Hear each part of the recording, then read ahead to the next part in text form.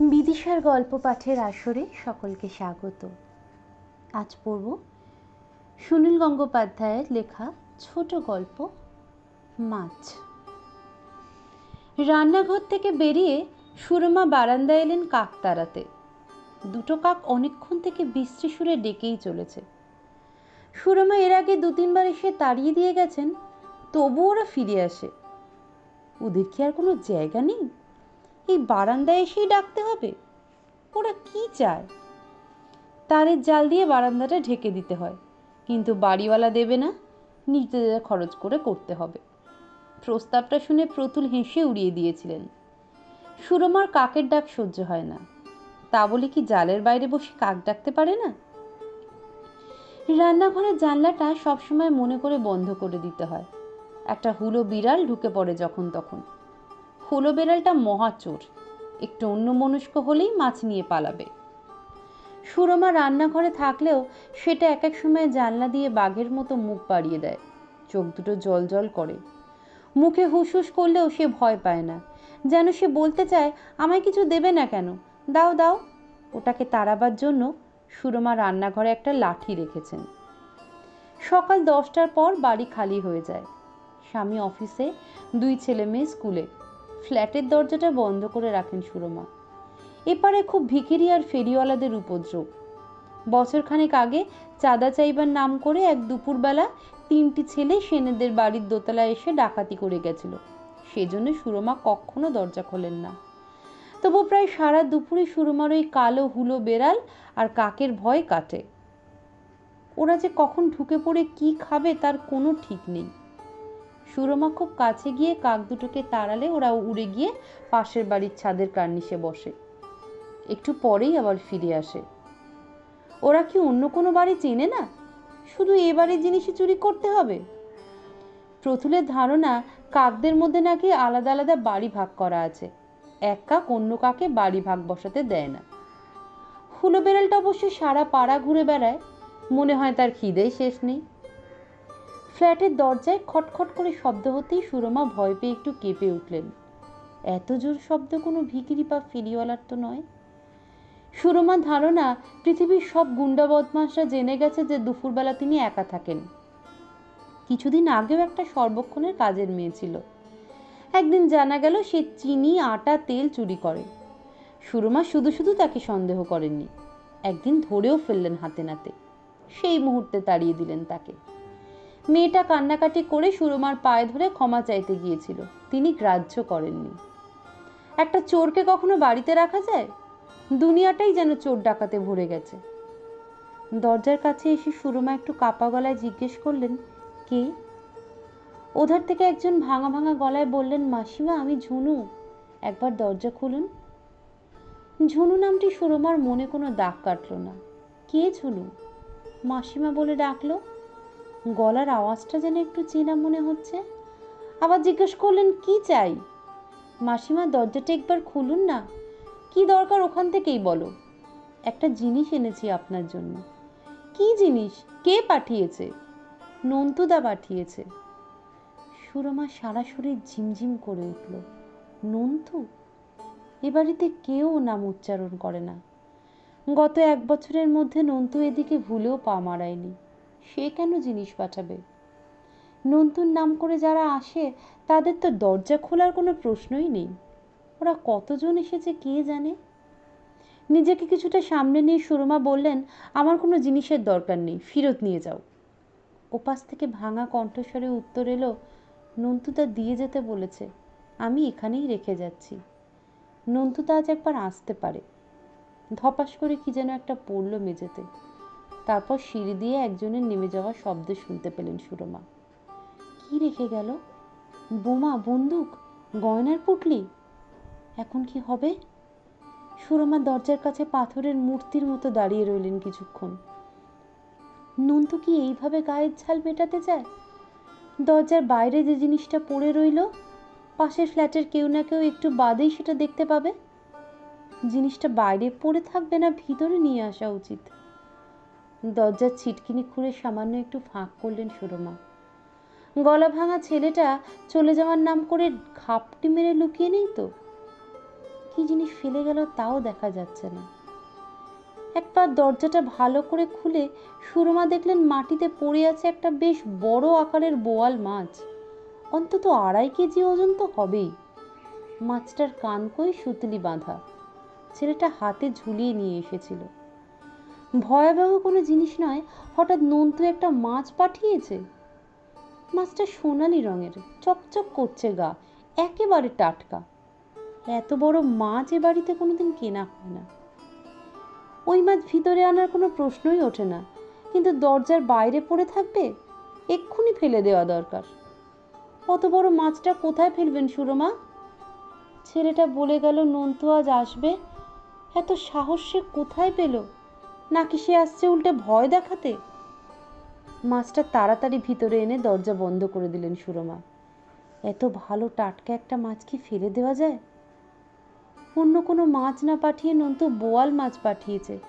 এত বড় বোয়াল বাজারে সচরাচর দেখাই যায় না। বোয়াল মাছের চচ্চড়ি প্রতুল খুব ভালোবাসেন। পেটি কাদা করে কেটে ঝোল নয়, সমস্ত মাছটা সেদ্ধ করে ভেঙে ফেলে তারপর ঘি গরম মশলা দিয়ে শুকনো শুকনো করে রান্না। প্রতুল প্রায়ই বলতেন সেই দেশে থাকতে মায়ের হাতে রান্না যে বোয়াল মাছের, সেরকম চচ্চড়ি আর খেলাম না কোথাও। তারপর সুরমা প্রতুলের মায়ের কাছ থেকে সেই রান্না শিখেছেন। প্রতুল তারিফ করেছেন। বোয়াল মাছের চচ্চড়ি নন্তুরও খুব প্রিয় ছিল। কিন্তু টানাটানির সংসারে আজ তো একটা মাছ কেনা হয় না কদিন। বছরে বড়জোর 1বার কি 2বার নন্তু খবর পাঠিয়েছে সে আজ আসবে। তার আগে পাঠিয়ে দিয়েছে এই মাছ। সে সুরমার হাতের রান্না চচ্চড়ি খেতে চায়। কোনো হোটেল রেস্টুরেন্ট তো বোয়াল মাছের চচ্চড়ি পাওয়া যাবে না। কেন আসবে নন্তু? এ বাড়িতে ঢোকা না তার নিষেধ? সে কি তা ভুলে গেল? একটা মাছ পাঠালেই তাকে খাতির করা হবে? সুরমার চোখে জল এসে গেল। বাড়িতে আর একটা লোক নেই যে পরামর্শ চাওয়া যায়। স্বামীকে লুকিয়ে কোনো কিছু করতে ভয় পান সুরমা। কঠোর আদর্শের মানুষ প্রতুল, ন্যায় অন্যায় বোধ অতি প্রবল। এখন বাজে মোটে 11টা। 4টের আগে ছেলে মেয়েরা কেউ স্কুল কলেজ থেকে বাড়ি ফিরবে না। কিন্তু তাহলে দুপুরেই খেতে আসবে। সে সময় প্রতুল বাড়িতে থাকবেন না। সে জানে নিজের মায়ের পেটের ভাই একদিন তার হাতের রান্না খেতে চেয়েছে, তাও খাওয়াতে পারবে না। যতই অন্যায় করুক তবু মায়ের পেটের ভাই তো। একটু ছাই মেখে কুটতে হয় এই মাছ। কিন্তু আজকাল তো রান্নাঘরে ছাই থাকে না, গ্যাসের স্টোভ। সুরমা বড় আঁশবটিটা বার করলেন। বাড়িতে গরম মশলা নেই, ঘি আছে একটুখানি। এমন টাটকা মাছের এমনিতেই ভালো স্বাদ হবে। জেল থেকে যেদিন ছাড়া পায় নন্তু, সেদিন নিজে তাকে আনতে গিয়েছিলেন প্রতুল। ট্যাক্সি করে এনেছেন। সুরমা রান্না সেরে রেখেছিলেন আগেই। জেলে ভালো করে খেতে পায়নি বলে বাড়িতে ফেরার একটু পরেই তাকে খেতে বসিয়ে দেওয়া হলো। প্রতুল তার সঙ্গে খেতে বসলেন না, পায়চারি করতে লাগলেন বারান্দায়। নন্তুর খাওয়া শেষ হয়ে প্রতুল তাকে সামনে একটা 100 টাকার নোট ছুঁড়ে বলেছিলেন, আমার এ বাড়িতে এই তোমার শেষ খাওয়া নন্তু। সুটকেস গুছিয়ে নাও, এ বাড়িতে তোমার আর জায়গা হবে না। তুমি যেখানে ইচ্ছা চলে যাও। মাথা নিচু করে নন্তু মিনমিন করে বলেছিল, আমাকে শেষবারের মতো ক্ষমা করুন জামাইবাবু, একটা লাস্ট চান্স দিন। প্রতুল বলেছিলেন, তোমাকে অনেকবার ক্ষমা করেছি, আর কোনো চান্স দেওয়ার প্রশ্নই ওঠে না। তোমার জন্য আমার মান সম্মান সব খোয়াবো? তোমার সঙ্গে আমাদের আর কোনো সম্পর্ক নেই। সুরমা প্রতিবাদ করতে পারেননি। প্রতুলের যুক্তি তিনি আগেই মেনে নিয়েছিলেন। নিজের ভাইয়ের জন্য কি তিনি নিজের ভবিষ্যৎ নষ্ট করবেন? এত বড় মাছটা কোটার পর একটা ডেচকি ভরে গেল। এতটা মাছ কে খাবে? ভাগ্যিস ইনস্টলমেন্টে একটা রেফ্রিজারেটর কেনা হয়েছে গত মাসে, তাই কিছুটা রেখে দেওয়া যাবে। নন্তু কখন এসে পড়বে কে জানে। সুরমা মাছটা যখন রান্না করছেন তখন নন্তু এলে খেতে দেবেন ঠিকই, তবু তাকে বলতে হবে, তোর জামাইবাবু এসে পড়ার আগেই তুই চলে যা, আর কখনো এমন মাছ টাছ পাঠাবি না। চচ্চড়িতে মুড়ো দেওয়া যায় না। যে কোনো মাছের মুড়ো নন্তুর খুব পছন্দ। মুড়োটা দিয়েও আলাদা একটা ঝোল করতে হবে। নন্তু কি ভালো হয়ে গেছে? সে কি সৎপথে রোজগার করে এই মাছটা কিনে পাঠিয়েছে? প্রতুল বলেছিলেন অন্তত 3 বছর যদি সে সৎ পথে থাকতে পারে, তার প্রমাণ দেয়, তাহলে তাকে আবার এ বাড়িতে ঢোকার অনুমতি দেওয়া হবে। নন্তুকে দেখার জন্য সুরমার মনটা হঠাৎ আকুলি বিকুলি করে উঠল। সুরমার বিয়ের 5 বছর বাদে তার বাবা আর মা মারা গেলেন 6 মাসের মধ্যে। সুরমারা 3 বোন, একটা মোটে ছোট ভাই ওই নন্তু। 3 বোনেরই বিয়ে হয়ে গেছে। নন্তুকে প্রথমে পাটনায় নিয়ে গেলেন তার দিদি। সুরমার তুলনায় তার দিদির সংসার অনেক সচ্ছল। জামাইবাবু পাটনার নামকরা উকিল। সুরমার ছোট বোনও নন্তুকে নিজের কাছে রাখতে চেয়েছিল দুর্গাপুরে, কিন্তু দিদি জোর করলেন। পাটনাতেই নন্তু প্রথম কুসঙ্গে পড়ে, লেখাপড়া নষ্ট হয়ে গেল। 3 বছর পর দিদি নন্তুকে পাঠিয়ে দিলেন সুরমার কাছে। নন্তুর কাণ্ড কারখানায় জামাইবাবু খুব বিরক্ত। তাছাড়া কলকাতায় থাকলে ও ছেলে একেবারে উচ্ছন্নে যাবে। জানলায় ঝপাস করে একটা শব্দ হতেই সুরমা চমকে উঠে দেখতে পেলেন হুলো বেড়ালটাকে। মাছের গন্ধে গন্ধে ঠিক এসেছে। সুরমা লাঠি তুলে মারতে গেলেন। ওর মুখখানা দেখলেই ভয় করে, এক এক সময় মনে হয় গায়ের ওপর ঝাঁপিয়ে পড়বে। বিড়ালটাকে তাড়িয়ে জানলা বন্ধ করে দিলেন সুরমা। এত মাছ, ওই বিড়ালটা কখন এসে মুখ দিয়ে ফেলবে তার ঠিক নেই। দরজায় কি কোনো শব্দ হলো? নন্তু এসে গেল? রান্নাঘর থেকে বেরিয়ে সুরমা শুনতে পেলেন পাশের ফ্ল্যাটের দরজা বন্ধ হচ্ছে। নন্তুকে এখানে স্কুলে ক্লাস 10-এ ভর্তি করা হয়েছিল। পরপর 2 বার সে ফেল করলো। প্রতুল নিজে তাকে পড়াতে বসিয়ে চড়চাপড় মারলেন কয়েকবার। তারপর একদিন বললেন ওর পড়াশোনায় মাথা নেই, ও কোনোদিন পাশ করতে পারবে না। পাটনায় হিন্দি মিডিয়ামে কয়েক বছর পড়িয়ে ওর আরও ক্ষতি করা হয়েছে। পড়াশোনায় সবার মাথা থাকে না। নন্তু অন্য কোনো কাজ শিখতে পারত। প্রতুল বললেন, কিন্তু অন্তত হায়ার সেকেন্ডারি পাশ না করলে আজকাল কোনো লাইনে যাওয়া যায় না। অফিসে বেয়ারার চাকরিও কেউ দেবে না। কি করে যেন হঠাৎ খারাপ খারাপ ছেলেদেরই বন্ধু হিসেবে বেছে নিল নন্তু। প্রায় তার নামে গুন্ডামি মারামারির অভিযোগ আসে। অনেক চেষ্টা করে তার জন্য বেহালায় একটা কারখানায় অ্যাপ্রেন্টিসের কাজ জুটিয়ে দিলেন প্রতুল। সেখান থেকেও নন্তু একদিন ফিরে এলো রক্তাক্ত শরীর নিয়ে।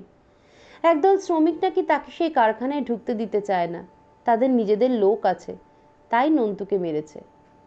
তারপর থেকে নন্তু প্রায় ছাড়া গরু হয়ে গেছিল। বাড়িতে খায়, সারাদিন বাইরে কাটায়। চেহারাটাও হয়ে উঠল পাড়ার মাস্তানদের মতো। সুরমার ছেলে সৈকত নন্তুর থেকে 7 বছরের ছোট। সে সেবার স্কুল ফাইনাল দিচ্ছে। শেষ পরীক্ষা দিয়ে ফেরার দিন দুটো অচেনা ছেলে রাস্তায় তাকে ধরে হঠাৎ ঠ্যাঙালো। তারা নাকি বলছিল, শালা নন্তু তোর মামা হয়, তাকে পেলে গলা কেটে দিতুম। সেই দিনই প্রতুল সুরমাকে বলেছিলেন, তোমার গুণধর ভাইটির জন্য তোমার নিজের ছেলের সর্বনাশ হবে, তাই কি তুমি চাও? ও ছেলের সংস্পর্শে থাকলেই তোমার ছেলে মেয়ের ক্ষতি হবে। এরপর কিছুদিন নন্তু চুপচাপ ছিল, কিন্তু অত বড় ছেলে হয়েও সে কোনো রোজগার করে না। দিদির সংসারে বসে বসে খায়, এর গ্লানি সে অনুভব করছিল ঠিকই। এক রাত্রিরে সে বাড়ি ফিরল না। সারা রাত জেগে কাটিয়েছিলেন সুরমা। একটা বাপ মা মরা ছেলে লেখাপড়া হলো না বলে কি একেবারে নষ্ট হয়ে যাবে? প্রতুল তাকে শাসন করেন ঠিকই, কিন্তু তার খাওয়া পড়ার জন্য কোনো গঞ্জনা দেন না কখনো। লেখাপড়া শেখেনি বলে কোনো ক্রমেই কি সে ভালো পথে কিছু রোজগার করতে পারে না? 2 দিন পরে জানা গেল আরো 3টি ছেলের সঙ্গে নন্তু পুলিশের হাতে ধরা পড়েছে। বেলগাছিয়ায় রেলের ইয়ার্ডে ওরা চুরি করতে ঢুকেছিল। ওদের মধ্যে একটি ছেলের পেটে গুলি খেয়ে এখন তখন অবস্থা। 1.5 বছর জেল হলো নন্তুর। প্রতুল সুরমাকে জিজ্ঞেস করেছিলেন, এর পরও কি তোমার ভাইকে আশ্রয় দিতে চাও? তোমার ছেলেমেয়েরা রাস্তায় বেরোলে অন্যরা আঙুল দেখিয়ে বলবে তোর মামা একটা জেলখাটা চোর। 1:30টার মধ্যে রান্না শেষ করে ফেললেন সুরমা। এখন স্নান করতে গেলে তারই মধ্যে যদি নন্তু এসে পড়ে, দরজা খুলবে কে? স্নানের ঘর থেকে সুরমা শুনতেও পাবেন না, নন্তু দরজা ধাক্কিয়ে ফিরে যাবে। থাক, বরং তিনি বিকেলে স্নান করবেন। 2:30 পৌনে 3টে বেজে গেল, তার মধ্যেও নন্তু এলো না। আর কখন সে আসবে? কাক দুটো অলক্ষণে ভাবে ডেকেই চলেছে। এই নিস্তব্ধ দুপুরে শুধু কাকের ডাকের মতো কর্কশ যেন আর কিছু হতেই পারে না। সুরমা ফুসফুস করতে লাগলেন। কাক দুটো যেন মজা করছে সুরমাকে নিয়ে, একটু উড়ে যায়, আবার ফিরে আসে। আর দেরি করা যায় না, সুরমার খিদে পেয়ে গেছে। এতখানি মাছ রান্না কি সোজা কথা? সুরমা খেতে বসে গেলেন 3টের সময়। 2টো ডেচকিতে ভরা মাছ, তবু সুরমা একটু নিলেন না। অন্য কেউ খাবার আগেই তিনি খাবেন, তা কি কখনো হয়? নন্তু এলো না কেন? বোয়াল মাছের চচ্চড়ি খাওয়ার শখ হয়েছিল তার। কোনো জায়গায় এত বড় একটা টাটকা মাছ দেখে কিনে ফেলেছে ঝোঁকের মাথায়। দিদির কাছে পাঠিয়েছে, নিশ্চয়ই সে ভেবেছে সে খেতে চাইলে দিদি তাকে ফেরাবে না। কোথায় থাকে নন্তু কে জানে। 100 টাকা সম্বল করে সে বাড়ি ছেড়ে চলে গেছিল। পাটনায় দিদির কাছে যায়নি, দুর্গাপুরের রূপার কাছেও যায়নি। এতদিনের মধ্যে আর কোনো খবর পাওয়া যায়নি তার। সে কি রাত্রিরে আসতে সাহস করবে প্রতুলের সামনে? 4টের পর স্কুল থেকে ফিরল 2 মেয়ে। ওরা পাশের একটা ক্লাবে খেলতে যায় বিকেলে। স্কুল থেকে ফিরেই ক্লাবে যাওয়ার জন্য ব্যস্ত হয়ে পড়ে। রুটি তরকারি করা আছে ওদের জন্য। এত মাছ একদিনে খেয়ে শেষ করা যাবে না। সুরমা জিজ্ঞাসা করলেন, রুটিতে একটু মাছের চচ্চড়ি খাবি? খুব ভালো মাছ। 2 মেয়ে আঁতকে উঠে একসঙ্গে বলল, বিকেলবেলা মাছ খাবো? তোমার মাথা খারাপ হয়েছে মা? মেয়েরা কেউ মাছ তেমন ভালোবাসে না। ওদের পছন্দ শুধু মাংস। মাংস আর কদিন হয়। মাছ দেখলে ওরা ঠোঁট বাঁকায়, কোনটা কি মাছ তাও জানে না। মাছের বদলে ডিমের ঝোল পেলেও ওরা খুশি। প্রতুল ফিরলেন 7টার সময়। ছেলে তার 2-5 মিনিট আগে। সুরমা ওদের দুজনকে এড়িয়ে এড়িয়ে থাকার চেষ্টা করলেন।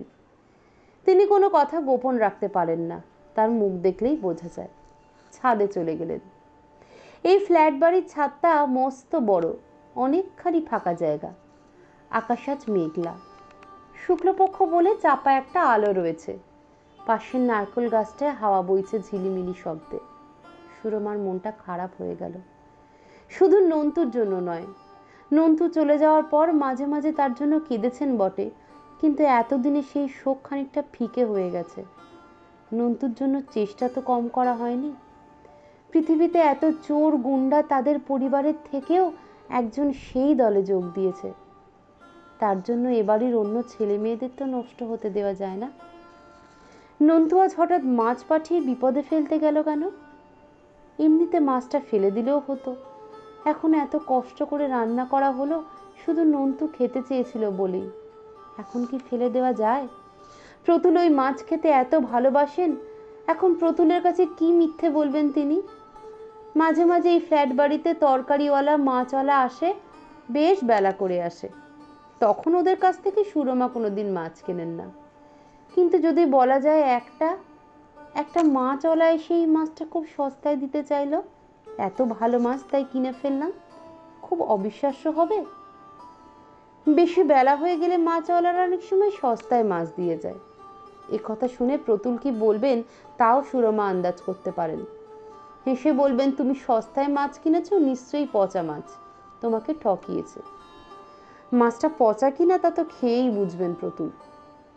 ছাদের এক প্রান্ত থেকে ও প্রান্ত ঘুরতে ঘুরতে সুরমা সেই বাক্যটা ঘুরিয়ে ফিরিয়ে বলতে লাগলেন বারবার। কোনভাবে বললে পুরোপুরি সত্যি মনে হবে? মাছওয়ালার নাম বীরজু, তার নামটাও জুড়ে দিতে হবে। রাত্রে সবাই খেতে বসে একসঙ্গে।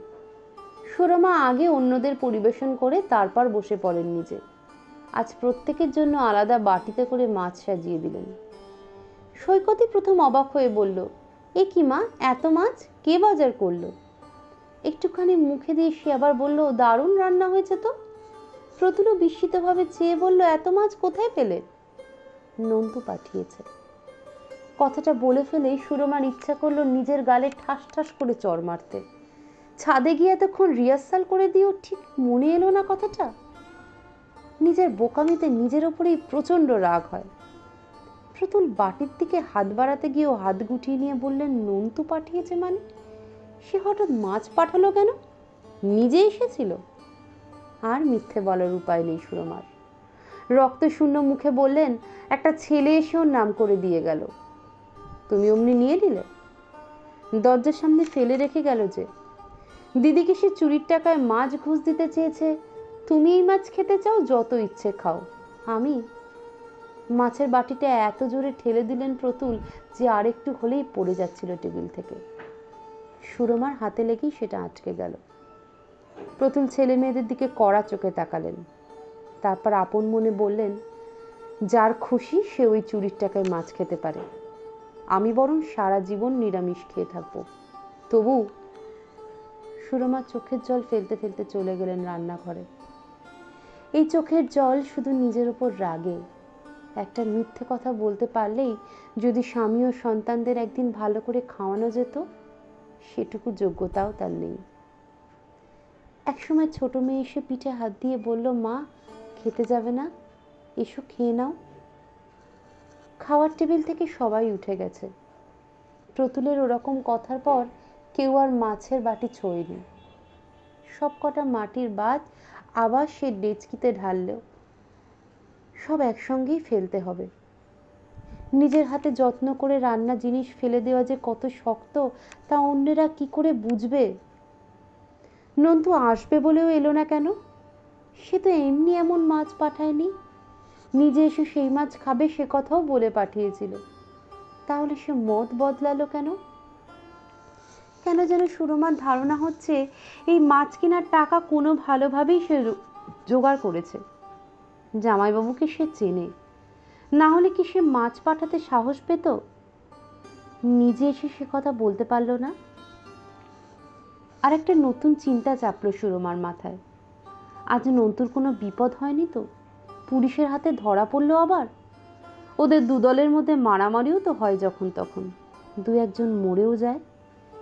দিদিকে দিয়ে রান্না করিয়েও খেতে এলো না সে। খুটখাট করে কাজ সারতে অনেকক্ষণ সময় কাটিয়ে দিলেন প্রতুমা। প্রতুল ঘুমিয়ে পড়েছেন। বিছানায় শুয়েও ঘুম এলো না সুরমার। ছটফট করতে লাগলেন। তার এখনো মনে হচ্ছে নন্তু ঠিক আসবে। হঠাৎ কিসের শব্দ হলো? দরজায় কেউ ধাক্কা দিলেন? এত রাত্রে বেল না বাজিয়ে ঠুকঠুক করছে দরজায়। সুষমা হুড়মুড় করে উঠে বসলেন। হ্যাঁ, একটা শব্দ হচ্ছে ঠিকই। ছুটেই চলে গেলেন বাইরে। প্রতুল যাই বলুক না কেন, নন্তুকে তিনি ফেরাতে পারবেন না আজ। না, বাইরের দরজায় কোনো শব্দ নেই। শব্দটা হচ্ছে রান্নাঘরে। জানলাটা ভেজানো ছিল, সেটা ঠেলে ঠেলে খুলেছে হুলো বেড়ালটা। আকাশে এখন কিছুটা জ্যোৎস্না ফুটেছে, তাতে পরিষ্কার দেখা যাচ্ছে। সুরমাকে দেখেও বেড়ালটা জানলার শিকে মুখ গলিয়ে দাঁড়িয়ে রইল। একটা দীর্ঘশ্বাস ফেললেন সুরমা। হুলোটাকে দেখে ভয় পেলেন না, তাড়ালেন না। বললেন, আয়, খাবি আয়।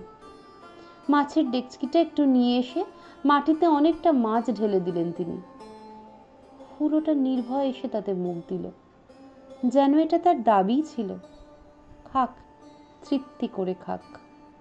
সুরমা ভাবলেন, খানিকটা রেখে দেবেন কাল সকালের জন্য, কাক দুটোকে দিতে হবে।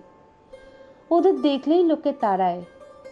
ওদেরও প্রত্যেক দিনই খেতে হয় চুরি চামারি করে, যত্ন করে ডেকে তো কেউ কখনো খাওয়ায় না। সকলকে অনেক ধন্যবাদ।